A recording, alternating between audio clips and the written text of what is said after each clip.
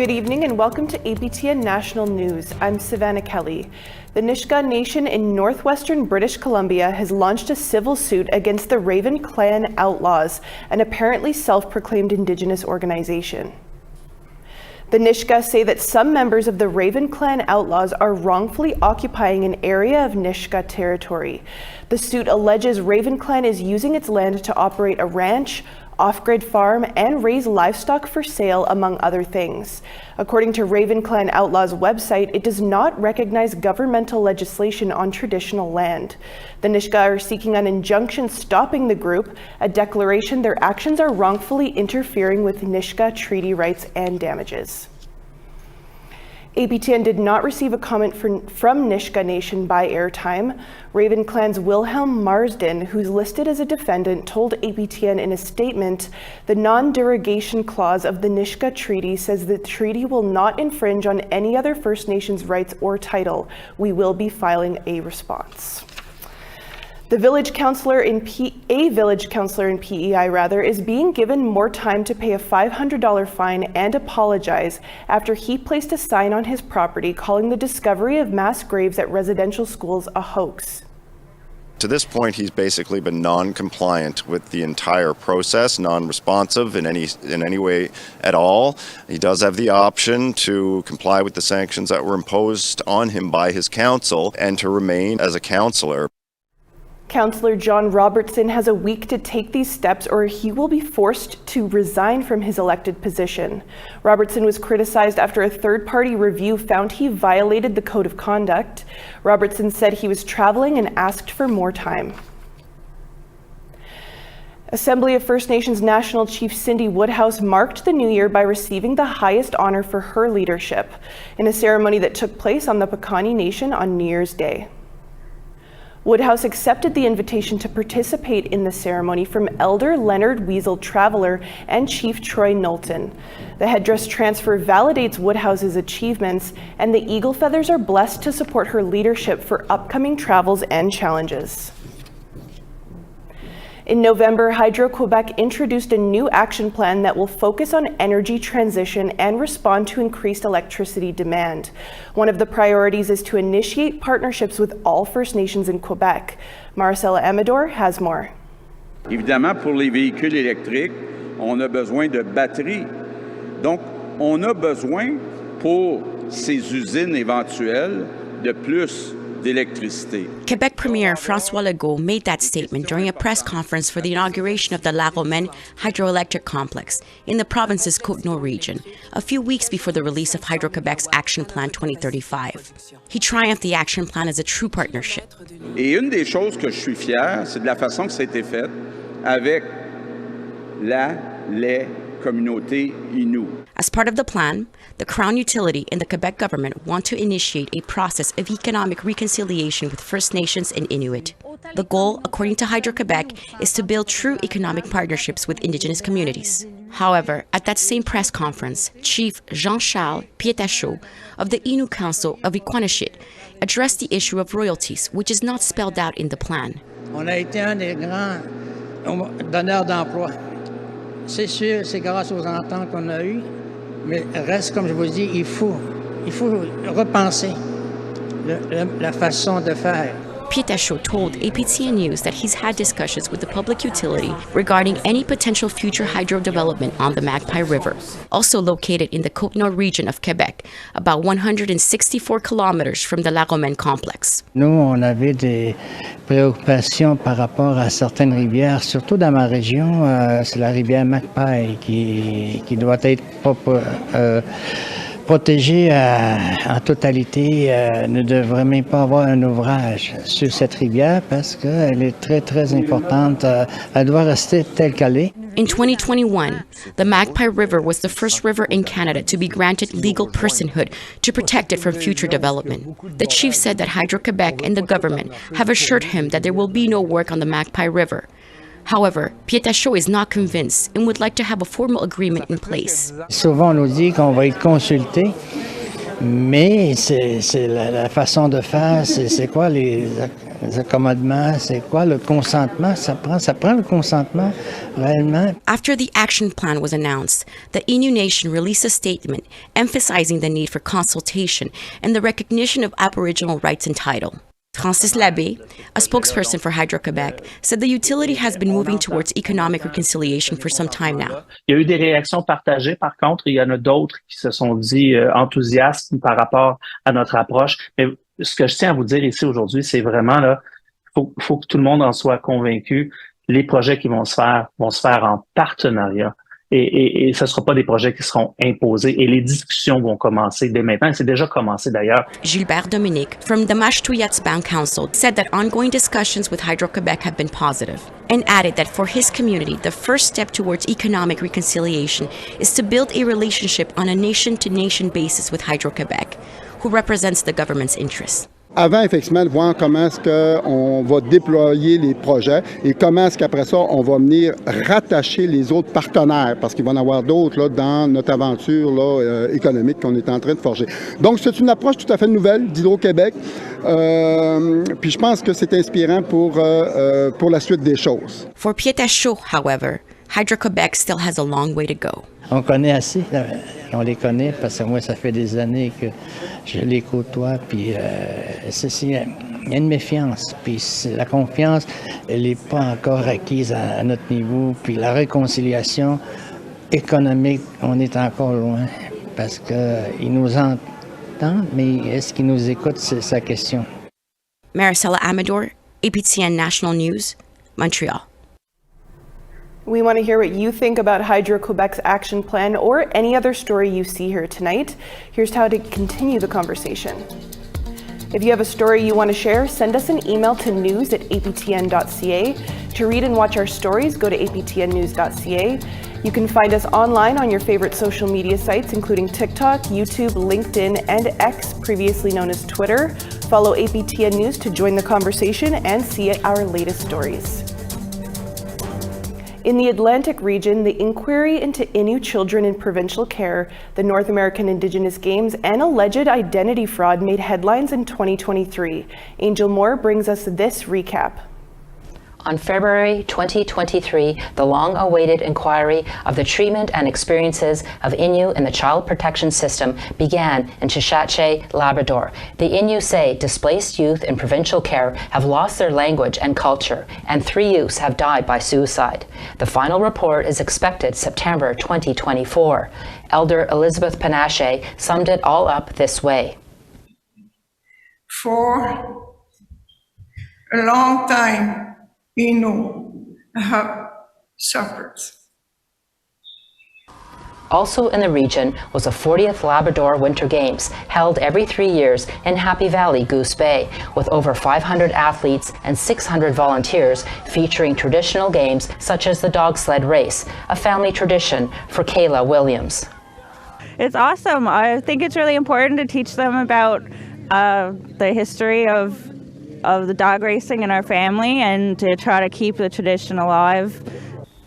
Later in the summer, Jabukduk, Mi'kmaq for Halifax, and the Millbrook First Nation hosted the 10th North American Indigenous Games, welcoming over 5,000 athletes and volunteers from over 700 Indigenous nations, competing in 16 sports at 21 venues held over 7 days. Devin Evans is from Norway House Cree Nation in northern Manitoba. His determination helped him make Team Manitoba. So I was waking up 5 o'clock in the morning every day practicing, and then after that, eat and all that, do everything, and then I practice again later at 3 or 4. So I worked really hard to get here and to be on this team. The next NAG will be hosted in Calgary in 2027. Spring in Nova Scotia and New Brunswick is elver season. Elvers, known as baby eels, can be worth up to $5,000 a kilogram. Last April, the Department of Fisheries and Oceans shut down the lucrative fishery due to the violence and unrest. Adam Newell is from the Passamaquoddy Nation, known as Sabayak, located in the state of Maine. He says treaties take precedence over colonial laws as stated in the 17th century peace and friendship treaties. But we have to continue this fight because our people died for it. Our ancestors fought and died for this, for us here today. And we're going to honor them. We're going to honor their deaths. We're going to honor that. by continuing to fish in a very management way, in a very conservation way. In New Brunswick, the Wolastoqey Chiefs announced a partnership with a foreign forestry company, the AV Group. The deal included forestry management and a land transfer. Yet at the same time, the group is one of 6 companies named in a lawsuit filed by the Wolastoqey Chiefs in 2021, seeking Aboriginal title to their traditional territory. Not only to other forestry companies, but to all other companies who wish to sort of do business within this province. It isn't just the provincial crown you have to sort of build a relationship with. It's the original inhabitants of this land. Last September, APTN News obtained an internal report titled Indigenous Identity Fraud within Native Council of Nova Scotia, or NCNS.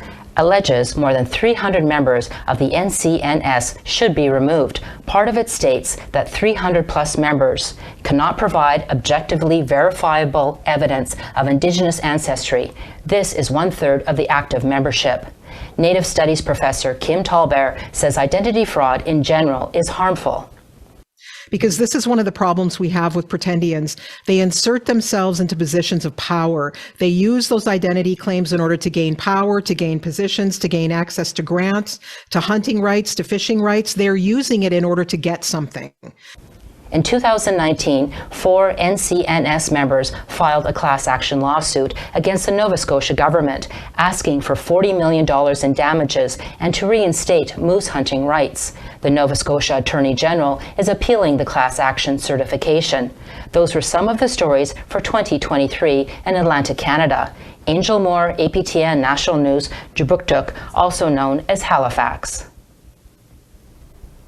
We need to step aside for a short break now. Coming up, we speak with the director of a new upcoming Marvel miniseries with a largely Indigenous cast and crew. I think the hope is that this is not the first Native American-led, high-profile TV show. It's just the first of many.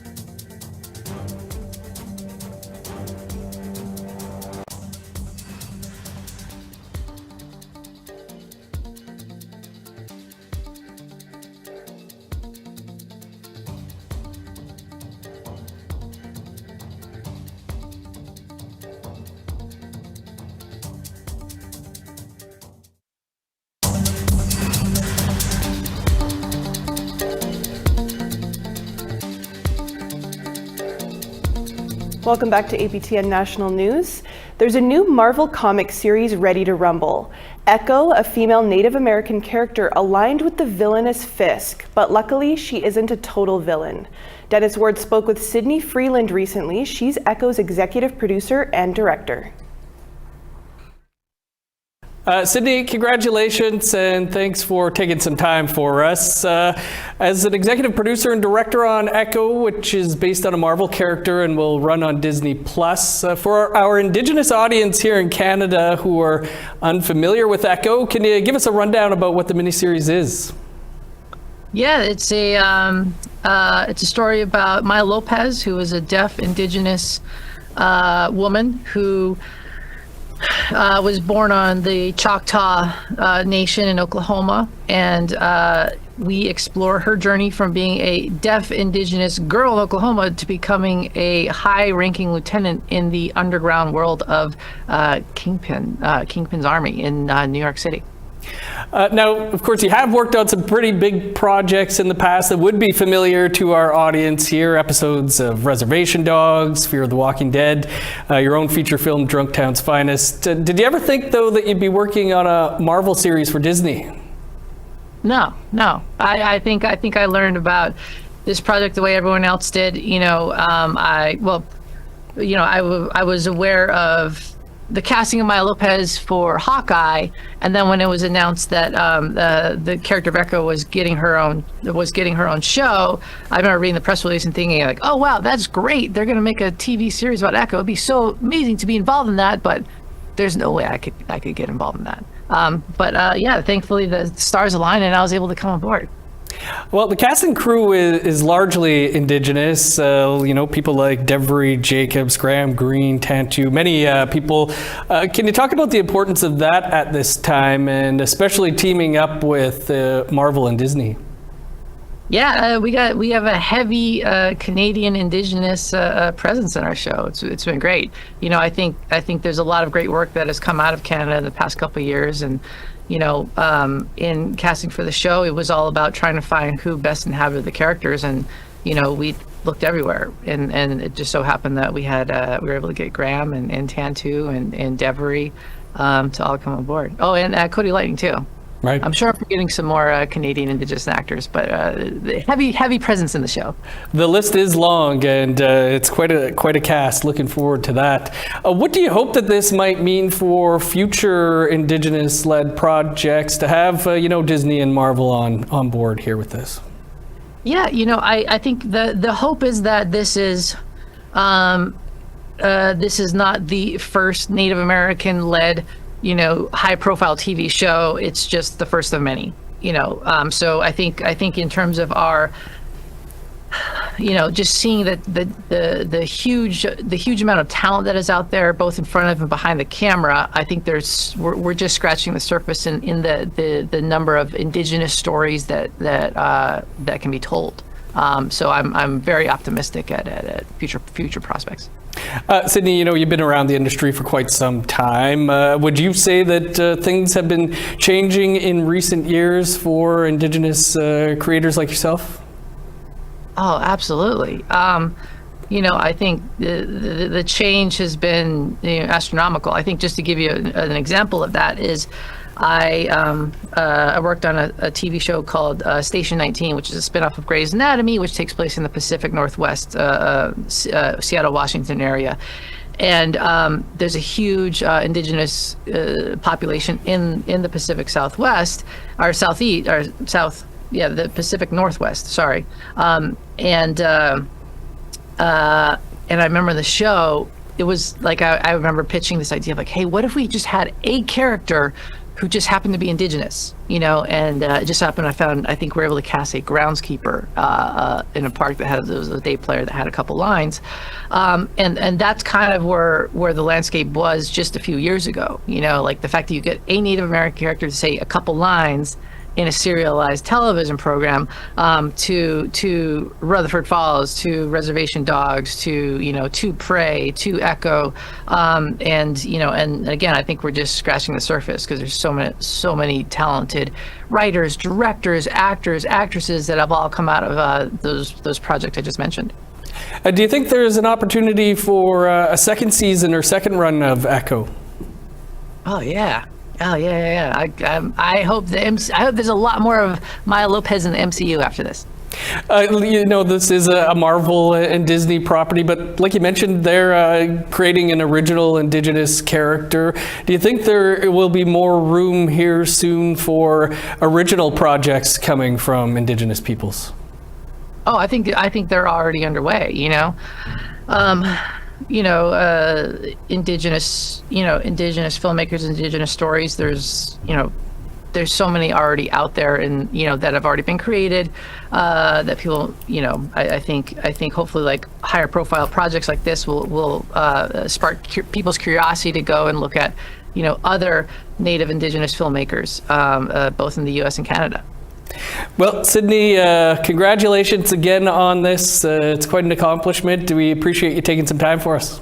Hey, thank you very much. All 5 Echo episodes drop on Disney Plus on January 9th. That's next Tuesday. Looking forward to that. We'll be right back after one final break, but still to come. 2 Indigenous musicians prepare to take the stage at an iconic event for a great cause.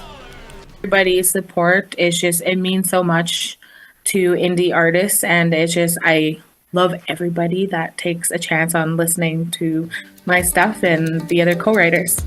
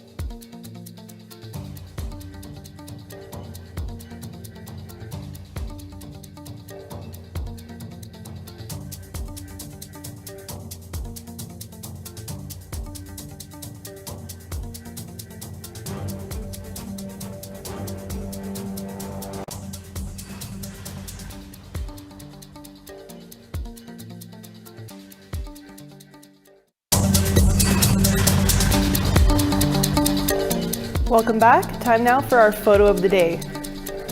Thanks to Rosanna Narcissus for today's photo. She took this just outside of Merritt, British Columbia, and beautifully captured some of the nighttime sky while riding shotgun in a truck. Send us your pictures to share@aptn.ca for a chance to be our next photo of the day. Now let's take a look at tomorrow's weather forecast. Over on the East Coast, 0 degrees and snow in Fredericton, -1 in Charlottetown. Nain, sunshine and -16 in Nukjuak, -19. Val-d'Or, snowy and -7, Quebec City, -10. Peterborough, sunshine, -8, Sault Ste. Marie, flurries, 0 degrees. Kapuskasing, snowy and -12. Sioux Lookout, -10. God's Lake, flurries there, -10. Puckatawagan, -17. Dauphin, sunshine and -7. Gimli, same there, -7. Swift Current, sunshine and -3. North Battleford, -7. Stony Rapids, snowy and -26. Meadow Lake, -8. Snowy in northern Alberta, -17 in High Level, -20 in Fort Chip. Red Deer, 0 degrees in sunshine. Medicine Hat, -1. Penticton, 4 degrees there. Kamloops, snowy and +4. Fort Nelson, flurries there and -21. Smithers, -1. Watson Lake, snowy and -20. Old Crow, sunshine, -32. Norman Wells, snowy and -27. Wauti, sunshine, -33. Paulatuck, sunshine there, -30. Colville Lake, sunny as well, -36. Baker Lake, -28 there. Arviat, sunshine, -28. Iqaluit, snowy and -16. Resolute, sunshine, -27.